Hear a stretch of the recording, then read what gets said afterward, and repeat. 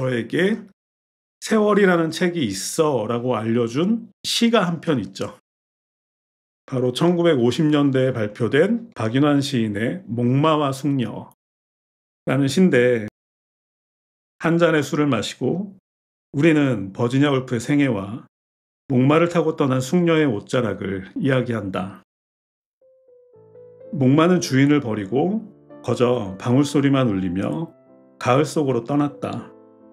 술병에서 별이 떨어진다.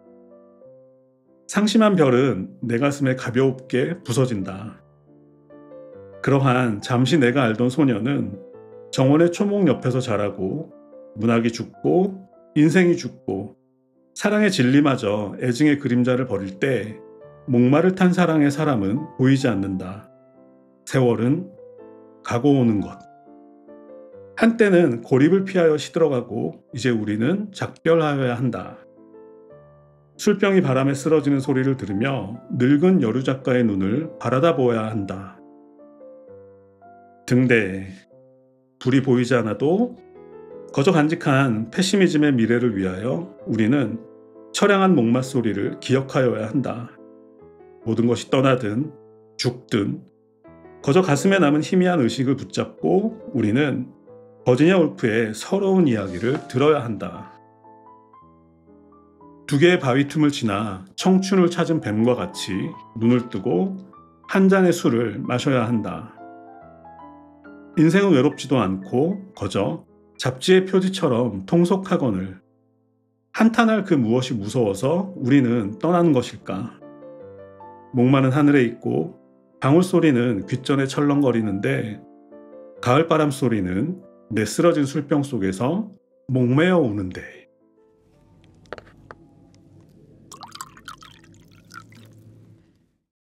자, 그럼 시작하겠습니다. 피터캣 유튜브 북클럽 100번째 시간입니다. 돌이켜보면 코로나 때 자꾸 부정적인 생각에 빠지는 게 싫어서 유튜브를 시작했고 매주 한 권씩 책을 소개하기 시작했습니다. 그러다 보니까 20주에 걸쳐서 율리시스 영상을 찍기도 했고 또 잃어버린 시간을 찾아서 영상을 완성하는 데는 꼬박 1년이 걸리기도 했습니다. 그러다가 유튜브에서 북클럽을 운영하는 게 가능할까 싶어서 라이브 북클럽을 시작했는데 벌써 2년이 지났고 오늘로 100회째가 되었습니다. 100회 기념으로 무슨 책을 선택할지 고민 끝에 버지니아 울프의 세월을 골랐는데요. 과거와 현재와 미래를 말하는 책 중에서는 이 책이 최고가 아닐까 싶었던 거죠. 그리고 이번에 다시 이 작품을 읽으면서 늘 이 자리에 참석해 주시는 분들께 새삼 감사하다는 생각이 들었습니다. 몇 차례 말씀드린 적이 있지만 이 자리에서 책을 소개하기 위해서는 먼저 저부터 꼼꼼히 읽어야겠죠. 제대로 읽어야 제대로 전달할 수 있으니까 진행자 입장에서는 당연한 건데, 그런데 그 제대로 읽어야 한다는 일종의 책임감이나 부담감 덕분에 정말로 제대로 읽을 수 있게 되는 것 같습니다. 그 과정에서 전에는 찾지 못했던 숨겨진 의미나 중요한 디테일들을 발견하게 되고 그럴 때마다 쾌감을 느끼게 되는데 그때마다 이 자리에서 만나게 될 분들에게 감사하게 되는 거죠. 덕분에 지난 2년 동안 잡생각에 빠지지 않고 책에 집중할 수 있었고 또 그러는 사이 저희 북클럽도 조금씩 자리를 잡게 된 것 같습니다. 다시 한번 진심으로 감사드리겠습니다. 자, 그럼 본격적인 이야기를 시작해 보도록 하겠습니다. 세월은 버지니아 울프가 세상을 떠나기 4년 전인 1937년도에 발표되었습니다.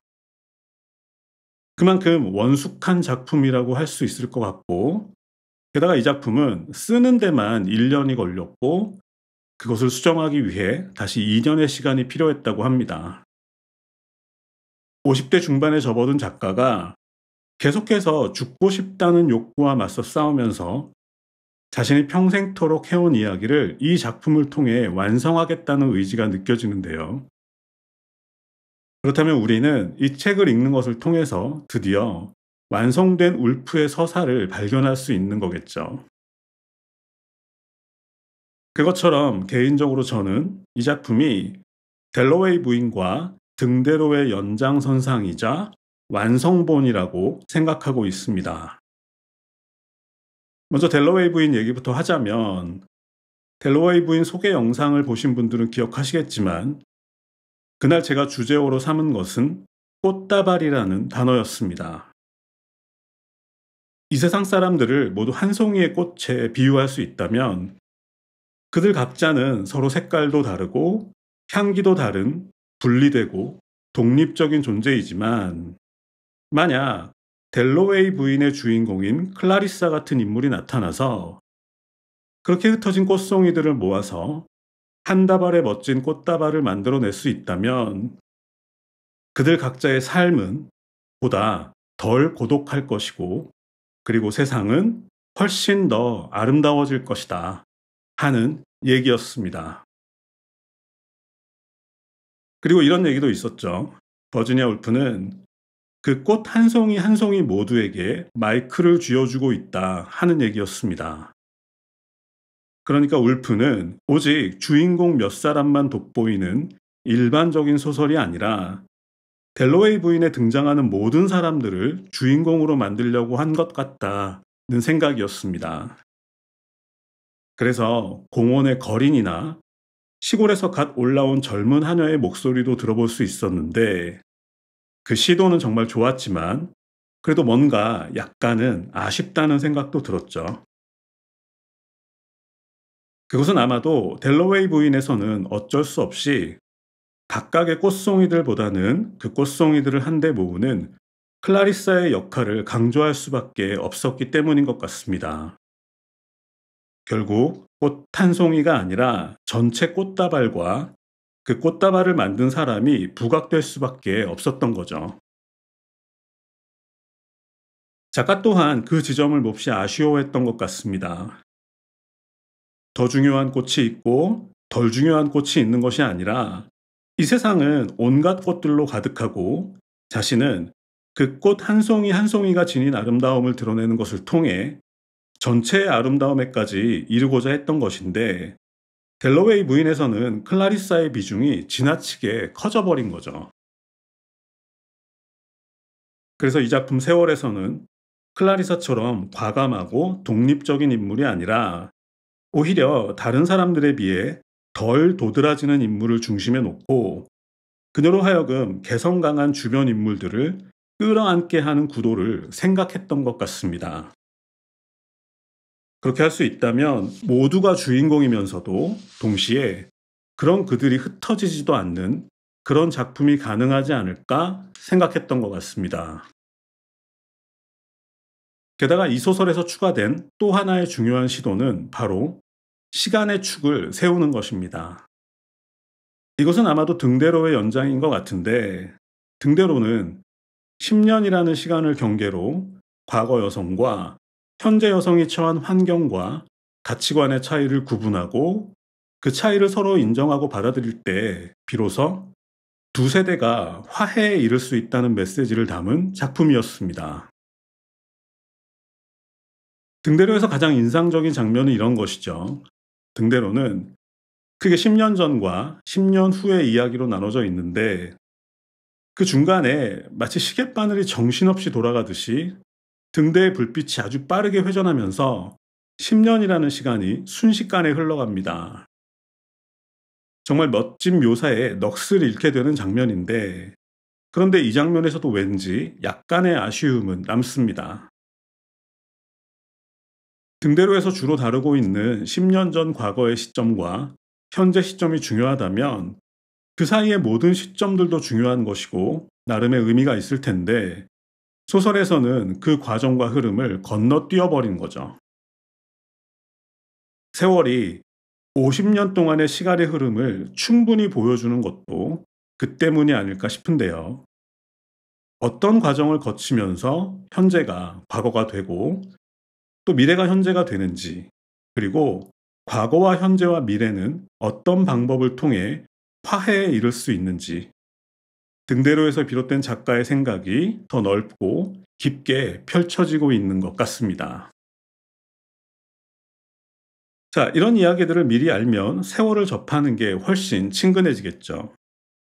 먼저 델로웨이 부인에서 클라리사가 만들었던 꽃다발에 담긴 꽃 한 송이 한 송이가 지닌 사연을 더 깊이 있게 살펴보겠다는 것과, 그리고 그것을 그냥 평면적으로 보여주는 게 아니라 50년이라는 시간을 두고 어떻게 현재가 과거가 되고 또 미래가 현재가 되어 그들이 만나는지, 그리고 그들은 어떤 방식으로 화해에 이를 수 있는지를 중심으로 살펴보면 될 것 같습니다.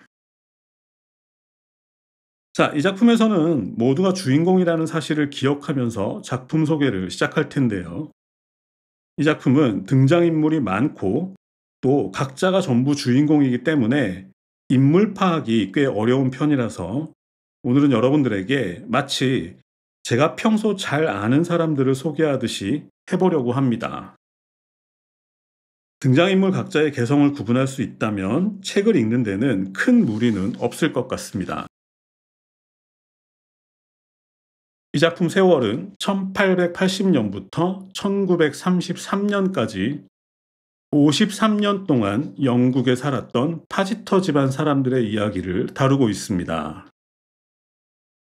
먼저 몇 가지 사실을 알아야 할 것 같은데, 1880년 영국이면 먼저 여성들을 위한 학교가 아예 없었거나 있더라도 보내지 않았던 것 같고, 그리고 여성들은 법관이나 의사나 운동선수 같은 직업을 가질 수 없었고, 또 자기 이름으로 된 재산도 가질 수 없었습니다. 당연히 투표권도 없었는데 1차 세계대전을 계기로 1919년 세계 최초로 투표권을 가지게 되었고, 그리고 점차로 직업을 가질 수 있게 되었습니다. 결국 1880년부터 1933년이라면 가정을 가꾸고 아이를 낳아 기르는 것이 여자의 가장 중요한 의무였던 시기에서부터 그것의 부당함을 토로하고 자신들의 권리를 찾기 위해 투쟁했던 시기, 그리고 그 노력의 결과로 마침내 인간으로서의 동등한 권리를 행사할 수 있게 되기까지의 과정이라고 할 수 있습니다. 그리고 물론 이 책을 그 과정을 기록한 작품이라고 평가할 수도 있겠죠. 버지니아 울프는 누가 뭐래도 페미니즘을 대표하는 작가니까요. 하지만 저 개인적으로는 버지니아 울프는 페미니즘을 기반으로 하지만 그것을 초월해서 인류 전체의 갈등과 화해를 논하는 작가라고 생각하고, 이 작품 또한 당연히 그런 관점에서 접근해야 한다고 믿고 있습니다. 배경에 여성의 시각이 깔려 있는 것도 사실이지만 단지 여성만의 이야기를 하고 있지는 않다는 것인데, 그것은 버지니아 울프 같은 수준의 작가에게는 그다지 어렵거나 복잡한 문제는 아닌 것 같다 하는 것이죠. 자, 다시 돌아와서 이 파지터 집안은 전형적인 런던의 중산층 가정이라고 생각하면 될 것 같습니다. 그들이 소유한 집의 이름은 에버콘 테라스라고 하는데, 건축학적으로 높은 평가를 받을 만한 예술적인 건물은 아니지만 대가족이 함께 생활하기에는 무리가 없는 크고 안락한 건물이라고 생각하면 될 것 같습니다. 그리고 이곳에는 퇴역한 군인인 아버지 파지터 대령과 어머니 로즈, 그리고 첫째 에드워드부터 막내 로즈까지 총 7남매가 살고 있습니다. 7남매의 이름을 다 외우는 게 난관이긴 하지만 그 7남매의 이름을 외우고 나서 사촌 3명 정도와 조카 2명 정도, 이렇게 12~13명 정도만 알면 크게 문제는 없을 것 같습니다. 자, 이 자리에서 한번 시도해보죠. 첫째 에드워드는 현재 옥스퍼드 대학에서 문학을 전공하고 있습니다. 전형적인 학자 타입인 것 같은데, 그는 현재 옥스퍼드 대학 기숙사에 머물고 있고 소포클레스의 안티고네를 공부하고 있으며, 옥스퍼드 대학 학장의 딸이자 사촌인 키티를 짝사랑하고 있습니다. 하지만 키티는 에드워드에게 별 관심이 없죠. 그 얘기는 나중에 다시 하기로 하고, 둘째의 이름은 엘리너입니다. 현재 22살이고 이 작품을 이끌고 가는 중심 인물이라고 할 수 있는데 책을 읽다 보면 작가가 이 엘리너라는 인물을 창조하기 위해서 얼마나 고심했는지 잘 알 수 있습니다. 아까 말씀드린 것처럼 델로웨이 부인의 클라리사와는 달라야 했던 것인데 이 엘리너는 등장만으로도 모든 사람들의 마음을 편안하게 해주는 그런 존재입니다. 아버지를 대신해서 사업도 챙기고 있고 가난한 사람들을 보살피는 한편 여성들의 권리에 대해서도 관심을 갖고 또 집안의 어머니 역할도 해내고 있습니다. 결코 도드라지지는 않지만 모든 곳에서 빛나는 그런 인물이라고 할 수 있는데 그런데 이 엘리너의 매력은 그뿐만이 아닙니다. 제가 가장 좋아하는 특징은 산수를 잘 하지 못한다는 건데 예를 들어 5,000파운드의 5%가 얼마인지 알고 싶을 때는 일단 종이와 연필부터 찾는 스타일이고요. 그리고 이 생각에서 저 생각으로 생각이 끊임없이 움직이기 때문에 건망증이 심해서 뭔가 꼭 기억해야 할 일이 있을 때는 손수건을 묶어 놓아야 하는데 나중에는 그 손수건을 왜 묶었는지가 생각이 나지 않아서 고생하기도 하고 역시 생각이 자꾸 움직이니까 상대방에게 말을 할 때도 이 말을 하다가 갑자기 다른 말을 하기 일쑤고 심지어는 그것 때문에 때와 장소를 가리지 않고 혼잣말을 중얼거리기도 합니다. 그러면 버스 맞은편에 앉은 사람은 자기한테 뭐라고 하는 줄 알고 대꾸하기도 하고 그런 거죠. 그러니까 엘리너는 모든 면에서 꽃은 내가 직접 사겠어요 라고 말했던 델로웨이 부인의 클라리사와는 다른 거죠. 클라리사가 뭔가 날카롭고 완벽하고 리더십 또한 강한 느낌이라면 세월의 엘리너는 한없이 따뜻하면서도 약간 허당미가 느껴지는데 오히려 그런 약간의 빈틈 때문에 이 작품에 등장하는 모든 인물들이나 그리고 독자들마저도 엘리너를 좋아하지 않을 수 없게 되는 것 같습니다. 셋째와 넷째가 약간 헷갈리기는 하지만 제가 생각하기에 셋째의 이름은 모리스입니다. 모리스는 아주 착한 편이라서 엘리너와 가장 사이가 좋았고 그것 때문인지 나중에 모리스의 자식인 노스와 패기 또한 엘리너를 좋아하게 됩니다. 이 책 마지막 장은 30대 후반이 된 노스와 패기의 시선으로 그려지고 있기도 하죠. 그리고 엘리너와 모리스 사이에는 한 가지 비밀이 있습니다. 그녀의 집안은 꽤 잘 사는 편에 속했지만 그렇다고 아들들 전부를 대학에 보낼 정도의 여유는 없었는데 그런데 이 모리스가 법대에 가고 싶었던 겁니다. 그런데 이미 에드워드가 대학에 다니고 있으니까 이 착한 친구는 혼자 끙끙거리고 있었던 거죠. 물론 엘리너는 그 사실을 잘 알고 있었고 그래서 아버지를 찾아가서 단판을 짓게 되는데요. 그것은 자신이 결혼하지 않고 남아서 평생 아버지와 사업과 가정을 지킬 테니까 대신 모리스를 대학에 보내달라는 부탁이었습니다. 결국 그로 인해서 모리스는 법대에 진학할 수 있었고 엘리너는 평생 독신으로 지내게 되죠. 모리스는 아니지만 또 다른 일화도 있었는데 그것은 짝사랑하던 사촌 키티가 다른 남자와의 약혼을 발표했을 때 엘리너의 침대 발치에서 밤새도록 울었던 에드워드의 이야기입니다. 이런 문장들을 보면 마치 작가가 당신은 엘리너라는 이름에 이토록 평범하면서도 특별한 사람을 사랑하지 않을 수 있는가 하고 묻고 있는 것 같습니다. 자, 넷째는 다시 딸인데요. 그녀의 이름은 델리아입니다. 델리아는 가정이나 국가 같은 것들에 대해서 매우 회의적인 입장인 것 같은데 그래서 그런지 당시 영국의 가장 큰 적이라 할 수 있었던 아일랜드의 독립운동 지도자인 찰스 파넬을 동경했습니다. 그래서 결국 아일랜드에 사는 아일랜드인 지주와 결혼하게 되었는데 알고 보니 반항심과 적개심으로 똘똘 뭉쳐 있을 거라고 생각했던 자기 남편이 300년 전 영국에서 이주한 영국계 아일랜드인의 후손인데다가 심지어는 영국과 영국 왕실을 너무너무 사랑하는 애국자였다는 그런 사연입니다. 그래도 그냥 잘 살게 되죠. 자, 숫자가 많기는 하지만 각자 개성이 있어서 구분이 어렵지는 않죠. 다음 다섯 번째는 밀리라는 이름의 딸입니다.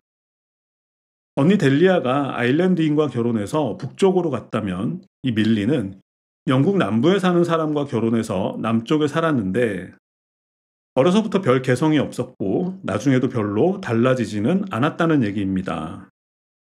이 소설에서는 개성이 없는 것도 개성이 되는데 이 밀리는 개성이 없다는 이유로 기억되는 인물인 것 같습니다. 그리고 여섯째는 마틴입니다. 1880년도에는 12살이고 이 책에는 마틴의 성격이 호전적이라고 적혀 있습니다. 그래서 호전적이라는 말이 구체적으로 무슨 뜻일까 궁금했는데 이를테면 누가 자신을 속이거나 무시한다고 생각되면 그것을 결코 잊지 못하고 마음속에 원한을 품은 채 복수의 칼날을 가는 스타일이라고 생각하면 될 것 같습니다. 어쨌든 그런 마틴은 막내인 로즈와 서로 앙숙입니다. 누가 먼저랄 것도 없이 서로 시비를 걸고 대판 싸우는 사이인데 그것은 평생 동안 계속됩니다. 시간이 아무리 많이 흘러도 변하지 않는 것들이 있죠. 자, 마지막 막내의 이름은 로즈입니다. 엄마와 같은 이름이죠. 엘리너는 마틴이 아니라 이 로즈가 군인이 되었어야 했다고 생각하는데 그것처럼 로즈는 투지가 넘치는 스타일입니다.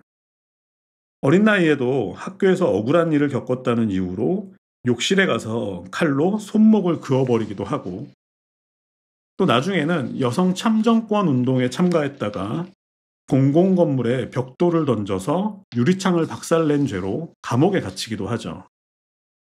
심지어는 여성운동에서 세운 공로로 훈장을 받기도 하는데 그마저도 아무데나 처박아 놓는 쿨한 모습을 보여주기도 합니다. 군인이 되었으면 정말 잘 해냈을 것 같습니다. 이처럼 이 책에 등장하는 여러 주인공들은 각자의 개성이 빛나는 인물들인데요. 그렇게 각자의 개성이 빛나는 인물들이니까 딱 3명만 더 알아보도록 하겠습니다. 먼저 에드워드가 짝사랑했던 사촌 키티입니다. 키티는 누가 봐도 가장 아름다운 여성이었지만 본인 스스로는 키가 너무 크고 남자 같은 골격을 가졌다고 생각합니다. 아름다움에 대한 기준이 남들과 달랐다기보다는 아름다움에 대한 관심 자체가 별로 없었는데 그것처럼 키티는 옥스포드 학장인 아버지의 직업도 별로 마음에 들지 않았고 또 학장 사택을 찾는 점잖은 손님들도 좋아하지 않았고 그래서 누가 봐도 모범적인 학자가 될 에드워드에게 관심을 가질 수는 없었습니다. 다만 그녀가 원했던 것은 탁 트인 시골에서 농사를 짓는 것이었고 마침내 그런 조건을 가진 귀족을 만나 시골로 가게 되죠. 어쩌면 가장 울프다운 인물이 키티가 아닌가 싶은데요. 나를 가두는 모든 제약 따위는 필요 없어. 내 삶은 오직 나만의 것이야 라고 말하는 듯하죠. 다음은 제가 이 책에서 엘리너 다음으로 좋아하는 파지터 가문의 하녀 크로스비입니다. 이 크로스비에 관한 묘사를 보면 이 책이 델로웨이 부인에 비해 얼마나 발전했는지 알 수 있는데 델로웨이 부인에서는 단지 런던 풍경에 어리둥절해하는 갓 상경한 어린 하녀의 모습을 잠깐 비춰준 정도였다면 세월에서는 분명하게 자기 분량을 확보하고 있습니다. 이 크로스비라는 이름은 스코틀랜드나 아일랜드에서 비롯되었다고 하는데 그것처럼 가난하고 배우지 못했던 그녀는 13살 어린 나이에 파지터 가문의 하녀가 되어서 무려 40년 동안을 에버콘 테라스의 지하에서 보내게 됩니다. 심성도 매우 착했던 것 같은데 가족들의 식사 시중을 들 때면 간혹 누군가가 말을 걸거나 그녀의 의견을 묻기도 했지만 그럴 때마다 그녀는 조용한 미소로 답할 뿐이었습니다. 게다가 그녀는 가족 중에서도 특히 마틴을 좋아했는데 마틴 또한 그녀에게 살뜰한 걸 보면 나이가 비슷한 두 사람 사이에 무슨 일이 있었겠구나. 실제로 무슨 일이 있었다기보다는 한때 서로에 대해 호감이 있었고 그리고 그 감정이 평생 동안 이어졌겠구나 하는 생각이 드는 것 같습니다. 그리고 크로스비에 관한 묘사 중에서도 제가 좋아하는 장면이 이것인데, 이 크로스비는 오래된 물건이나 못 쓰게 된 장난감 같은 걸 가족들이 버리면 그 중에서 추억이 될 만한 것들을 골라서 소중히 간직했고, 그러다가 나중에 파지터 대령마저 세상을 떠나고 에버콘 테라스를 팔게 되었을 때 적은 연금을 받고 홀로 생활하게 된 작은 방에 그 물건들을 가지런히 늘어놓고 또 가족 사진들을 하나하나 벽에 붙여놓고 가족들을 추억하는 모습이었습니다. 어쩌면 그들 모두를 가장 사랑했던 진짜 가족은 크로스비가 아니었나 싶은데, 이제는 가구도 물건도 전부 팔려 나가고 텅 비어버린 에버콘 테라스를 떠나던 날, 배웅하는 엘리너를 향해서 그녀는 40년 동안 이곳은 제 집이었어요, 아가씨. 라고 말합니다. 그러니까 이 작품에서는 하녀마저도 자기만의 확실하고도 아름다운 서사를 가지고 있는 거죠. 자, 마지막으로 소개할 인물은 막내딸과 이름이 같은 엄마 로즈입니다. 사실 이 소설의 첫 장은 엄마가 세상을 떠나는 날을 배경으로 하고 있습니다. 영국이나 아일랜드 소설을 볼 때마다 안타까운 장면이 있는데, 그것은 당시 유럽 사회가 종교적으로 엄격하게 피임을 금지했기 때문에 여자들은 아이가 생기는 대로 낳아야 했고, 그러다 보니 평생 아이만 낳다가 몸이 허약해져서 일찍 세상을 떠나는 경우가 많았는데, 아마도 이 엄마도 그런 경우인 것 같습니다. 아주 오랫동안 아팠던 것 같은데, 그러다 보니까 그것을 지켜보는 가족들 또한 지쳤겠죠. 서로 내색은 하지 않았지만 아마도 모두들 이 상황이 빨리 마무리되기를 바랬던 것 같은데, 그날도 모두가 매우 초조한 상태였습니다. 그러다가 엄마는 결국 세상을 떠나게 되죠. 그런데 에버콘 테라스 거실 중앙에 있는 벽난로 위에는 푸른 들판을 배경으로 앉아 있는 한 소녀의 그림이 걸려 있었습니다. 과거의 어느 날, 그 소녀의 가족들이 들판으로 소풍을 갔을 때 당시 기병대에 복무하고 있던 아벨이라는 청년이 말을 타고 먼 곳에서 달려왔고, 그 청년의 얼굴을 본 소녀의 볼은 발그랗게 달아올랐습니다. 그렇게 두 사람은 결혼했고, 그리고 그 소녀는 7명의 아이를 낳았고 이제 세상을 떠나게 된 것이죠. 크로스비의 말도 그랬지만 이 소설을 읽다 보면 도대체 시간이라는 게 뭔가 하는 생각을 자주 하게 되는 것 같습니다. 마치 며칠 전 내린 봄비 때문에 생긴 작은 웅덩이에 노란 우산을 들고 노란 장화를 신은 아이가 일부러 웅덩이에서 철벅거리는 장면이 어른거리고, 한 나이든 남자가 그 장면을 물끄러미 회상하는 그런 것이 세월인가 하게 되는 거죠. 자, 길고 길었던 인물 소개가 끝났습니다. 시작할 때 마치 잘 아는 사람들을 소개하듯이 소개하고 싶었다고 말씀드렸는데 전달이 잘 되었는지 모르겠습니다. 그리고 인물들을 소개하면서 그들이 겪은 시간도 함께 전하려고 했는데 그것 또한 잘 되었는지 모르겠네요. 그래도 결론으로 건너뛰기 전에 그 53년 동안 일어났던 일들을 개략적으로라도 말씀드리겠습니다. 한 사람의 역사라는 것은 사회의 역사와 개인의 역사가 합쳐진 것이겠죠. 제 경우를 보면 어린 시절 아시안 게임이나 올림픽, 87년 민주화 항쟁이나 월드컵 같은 사회적 이슈들과 학창 시절이나 군대, 사회인으로 경험했던 개인적인 사건들이 뒤섞여 있을 텐데 이 작품도 마찬가지입니다.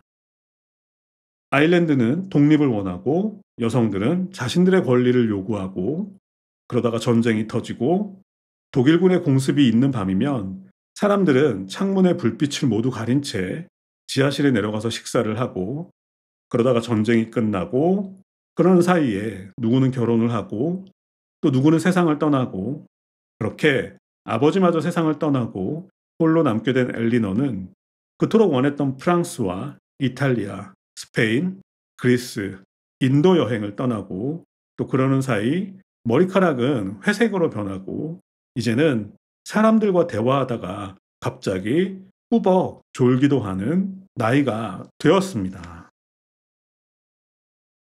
70대가 된 거죠. 자, 이 소설 마지막 장은 엘리너 덕분에 법대에 입학할 수 있었던 모리스의 자식들인 노스와 패기의 시선으로 그려지고 있습니다. 두 사람 모두 벌써 30대 후반이 되었는데 노스는 아프리카에서 농장을 경영하다가 돌아왔고 패기의 직업은 의사입니다. 드디어 여자도 자신을 귀찮게 구는 남자를 향해서 나는 의사라서 바빠서 너를 만날 시간이 없어 라고 말할 수 있게 된 거죠.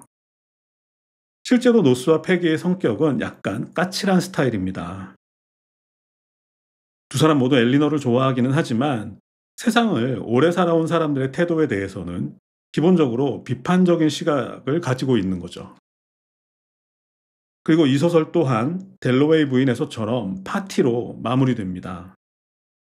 아일랜드에서 살고 있는 델리아가 런던에 방문했고 모두를 만나기 위해 파티를 열었습니다. 이제는 70대 미망인이 된 키티는 당당한 귀부인이 되었고 저명한 학자가 된 에드워드는 조카인 노스에게 자신이 원했던 것은 사실 이런 것이 아니었다고 고백합니다. 어쩌면 그가 옥스퍼드에 입학한 것은 저명한 학자가 되기 위해서가 아니라 다만 옥스퍼드 학장 사택에 살고 있는 키티와 가까워지기 위해서가 아니었는지 생각하게 되는 장면이기도 하고요. 또 영국 남부에서 부유하게 살고 있는 밀리는 작고 통통한 몸매에 다이아 반지들을 주렁주렁 달고 있고 역시 마틴은 로즈에게 시비를 걸고 있습니다. 이에 대해서 로즈는 오빠가 아직도 나를 화나게 할 수 있다고 생각해? 라고 대꾸하면서 다시 싸우기 시작합니다. 자, 이제 엘리너의 이야기입니다. 엘리너는 거리를 빠른 속도로 달리는 자동차와 특히 라디오라는 시끄러운 물건에 대해서 거부감을 가지고 있습니다. 하지만 언제나 뜨거운 물을 사용할 수 있게 되었다는 것과 전기불, 그리고 그 밖의 새로운 발명품들에 대해서는 몹시 환영하는 입장입니다. 과거는 그리운 것이지만 그렇다고 해서 다시 과거로 돌아가고 싶은 생각은 없습니다. 오직 현재를 즐길 뿐이며 나이 들어가는 것에 대해서도 큰 불만은 없습니다. 그녀는 이렇게 얘기합니다. 사람들은 노년은 이런 것이라고 말하지. 하지만 그렇지 않아. 그건 달라. 아주 다르지. 내가 어린아이였을 때도 그랬고, 내가 어린 소녀였을 때에도 그랬어. 끊임없이 영원한 발견이었지. 내 인생은 하나의 기적이었어. 자, 이 파티는 어른 세대에 대해 냉소적이었던 노스와 패기의 생각도 어느 정도는 바꾸어 놓은 것 같습니다. 역시 델로웨이 부인의 결론과 같은데 결국은 클라리사나 엘리너처럼 사람들을 한데 모아서 서로 어울릴 수 있게 해주는 존재들 덕분에 티격태격하면서도 서로에게 깊이 의지하면서 살아갈 수 있게 된다는 것을 깨달았기 때문이죠. 인생은 혼자 살기엔 너무 긴 시간이겠죠. 자, 이쯤에서 이 작품에서 세월이 가장 깊게 느껴지는 장면 하나 소개하고 마무리하도록 하겠습니다. 1911년 엘리너가 53살이 되었을 무렵이었습니다. 그녀가 그리스 여행에서 돌아와서 동생 모리스의 집에 머물고 있을 때였는데 이곳에서 아주 오랜만에 윌리엄이라는 사람을 만나게 됩니다. 처음에는 그가 누군지 알아보지 못했죠. 하지만 갑자기 어떤 기억이 떠올랐습니다.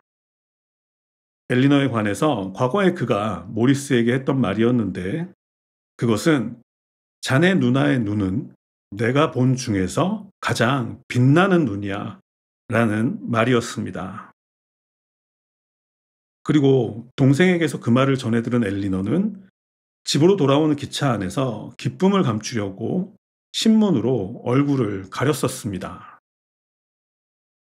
나도 한때는 눈이 예쁘다는 얘기를 들었었지. 이것이 바로 세월이 아닐까 싶습니다. 자, 이렇게 버지니아 울프의 세월 소개를 마치겠습니다.